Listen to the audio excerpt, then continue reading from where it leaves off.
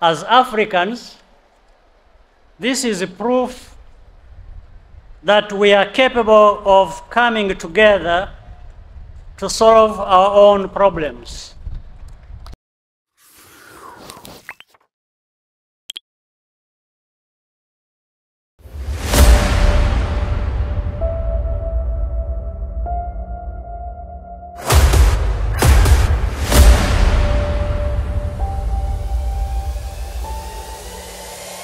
This is the journey to One Africa. Excellency Samia Suluhu Hassan, President of the United Republic of Tanzania. Excellency Dr. Hussein Ali Mwinyi, President of the Revolutionary Government of Zanzibar. Excellencies, heads of state and government, former heads of state, other leaders present here representing their countries, Vice President of Kenya, Deputy President Rigathi Gachagua of Kenya, Prime Minister Gervais Ndirakobucha of Burundi, distinguished ladies and gentlemen, Hamjambo. I'm honored to be with you in Zanzibar to celebrate the 60th anniversary of the revolution.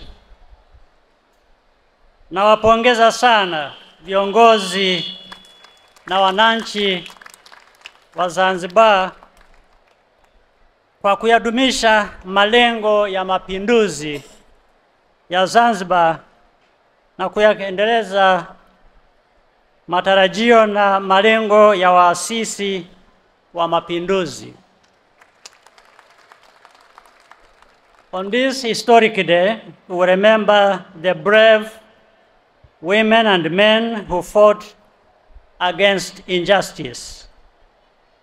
This period also marked the beginning of a successful union between Zanzibar and Tanganyika, which formed the nation of Tanzania. As Africans, this is a proof that we are capable of coming together to solve our own problems, harnessing opportunities that come with that. The accomplishments of Zanzibar and Tanzania as a whole are a source of pride for our East African region and our continent.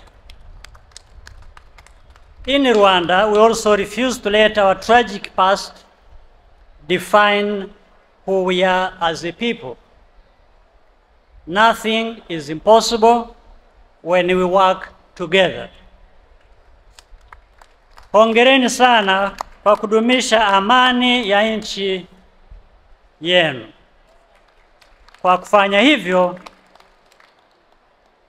mumedumu katika dhana ya mapinduzi na mafanikio yenu katika muungano. Ni ushahidi kwamba Waafrika tunaweza kuungana kama ndugu na kama mataifa.